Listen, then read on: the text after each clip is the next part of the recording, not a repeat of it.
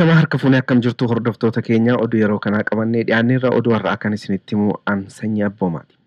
Godina Shawaa Bahaa Ona Boosee keessatti mootummaan Abbaa Irree PP karaa hidhattoota isaan ilmaan Oromoo obboloota lama bakkatti ajjeesuun dhaga'ame.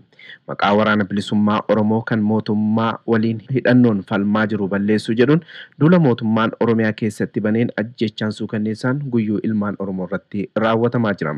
Bifuma kanaan tibbanas godina Shawaa Bahaa Ona Boosee keessatti ajjeechaan hammeenyummaan guutame ilmaan Oromoo irratti raawwatee jira. Dargaggoota nagaa obbolaa ta'an lama hidhattoota mootummaa PPtiin ajjeefamaniiru. Ijoolleen kun lamaan qeeduma isaaniitti gara jabinaan akka ajjeefaman odeessinu gahee ni mirkaneessa. Ijoolleen kun lameen Ibrahim Hajii fi Yusuf Hajii akka jedhaman maddeen keenya gabaasaniiru. Seenaatarri Ameerikaa kutaa bulchiinsa Oregon Jeff Merkley gaaga'ama namoomaa uummata Oromoo irra gahaa jiru isaan yaaddessuu himan jechuun sagaleen qeerroo gabaase. Waajjirri dhimma alaa Ameerikaa sarbama mirga namoomaa fi gaaga'ama namoomaa Itoophiyaa keessaa ilaalchisee haalli jiru akka fooyya'u seenaatarichi gaafatan. Haala kaaba Itoophiyaa ilaalchisee dhiibbaa waajjirri dhimma alaa Ameerikaa godhee fi nagaa waaraa akka dhufuuf tattaaffii waajjirichi taasise seenaatar Jeff Merkley xalayaa barreessaniin galateeffatanii jiru.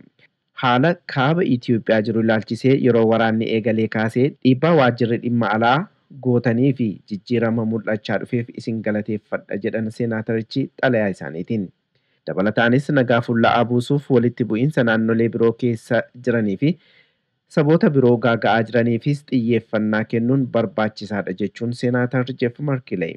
Saba guddaa biyyattii kan ta'e saba Oromoo irrattis gaaga'ama gahaa jirus dabalataa kan jedhan seenaatarichi sabni kun sababa wal waraansa mootummaa fi waraana bilisummaa Oromoo gidduutti naannicha keessatti godhamaa jiruun gaaga'amaa jiraachuudha kan ibsani. Dargaggoonni sabichaa qeerroon jijjiirama ammaa kana fiduuf wal aansoo guddaa godhaniiru kan jedhan seenaatar Jeff Merkley Abiy aangootti dhufuun abdii kabaja mirga namoomaa guddaa uumee turus Abiy erga aangootti dhufee garuu gaaga'amni mirga namoomaa guddaan lammiilee nagaa Oromoo irra gaheeraa jedhan. Waxabajjii bara 2020 yeroo aartistii beekamaan Oromoo ajjeefameen booda namootni mormiif bahan hoogganoota siyaasaa dabalatee dhalattoonni Oromoo 3,500 ta'an hidhamuu ji'a tokko keessatti 9,000 kan ta'an hidhamuu fi yeroo sanii kaasee haalli Oromoon keessa jiru daran hammaachaa dhufuu eeran seenaatar Jeff Merkley. Maanguddoota hawwanii fi daa'imman akkanumallee dargaggoota irratti ajjeechaan daangaa hin qabne raawwatamuu ibsan. Rakkoolee kanneeniif furmaata waaraa kan jedhan qabxiilee sadis eeranii jiru. Waajjirri dhimma alaa Ameerikaa waamicha nagaa fi waraana dhaabuu akka cimsee itti fufu karaa hariiroo alaaf karaa gabaasa waggaa sarbama mirga namoomaa waajjirri dhimma alaatiinis xiyyeeffannoon sarbama mirga namoomaa Oromoo irratti raawwatamaa jiruuf akka kennu gaafatani. Hojjettoonni imbaasii Ameerikaa kan Itoophiyaa jiran bakkeewwan walitti bu'iinsi Oromiyaa keessa jiru imalanii haala jiru akka hubatan miidhamtootas akka dubbisan haalli akka mijatuuf gaafataniiru. Godina Shaggar Kibba Lixaa Ona Gooroo magaalaa Gururaa fi naannoo ishee keessatti hidhaan dargaggoota Oromoo irratti raawwatamu jabaatee itti fufe. Akka maddeen Finfinnee News Network naannicharraa nuuf gabaasaa jiranitti godina kana Ona Gooroo keessatti erga ajjeechaan dargaggoo Mustafaa Hamzaatii as ilmaan Oromoo hedduun dabbalootaa fi hidhattoota mootummaatiin jumlaan mana hidhaatti guuramaa akka jiran gabaafame. Irbasaa Raafuu Dabaree dhufeera. Biraanuu Sultaan, Ali Shejundi, Nasir Saane, Hussein Sultaan, Badruu Caalchisaa, Horoonii Badruu, Mahdi Muddin, Ibrahim Fiixumaa, Umar Hajii Tamaamii fi kanneen biroo akka ukkaamsamanii hidhaman gabaafameera. Erga hidhaan jumlaan kun eegalee as haalli magaalaa Gururaa akkaan ulfaataadha kan jedhan maddeen hidhattoonni mootummaa kunneen konkolaataa dhaabanii saamuu fi manneen hojii kan uummataa fi manneen jireenyaa uummataa maqaa sakattaa jedhuun saamicha geggeessaa akka jiran maddeen keenya dabaluun gabaasaniiru. Namoonni magaalattii galanii bahuu dadhabaniiru kan jedhan maddeen adoolessa 2022 irraa eegalee manneen uummataa dargaggoonni yookiin qeerroon keessa jiran marsanii dargaggoota kana hidhaatti guuraa jiru jedhan.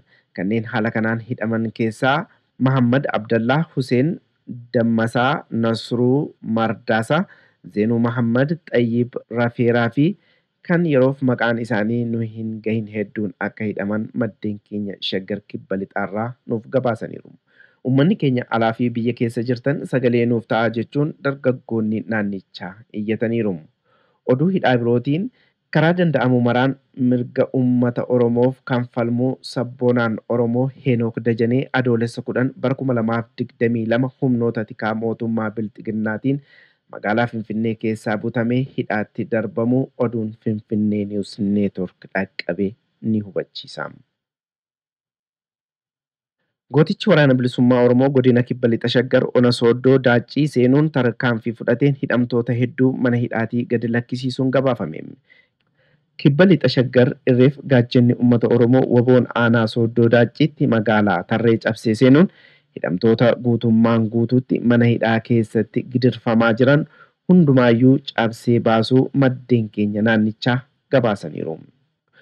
Oduu walqabatee nu gahee biroon guyyaa har'aa jechuun adoolessa 11 Beenishaangul Gumuz aanaa Kamashii bakka addaa Dhedheessaa jedhamutti waraana bilisummaa Oromoo fi waraana PP gidduutti ganamaa qabee lolli guddaan adeemsifamaa waan jiruuf uummanni Oromoo naannichaa of eeggannoo cimaa akka gochuu qaban dhaamsi dabarfameera.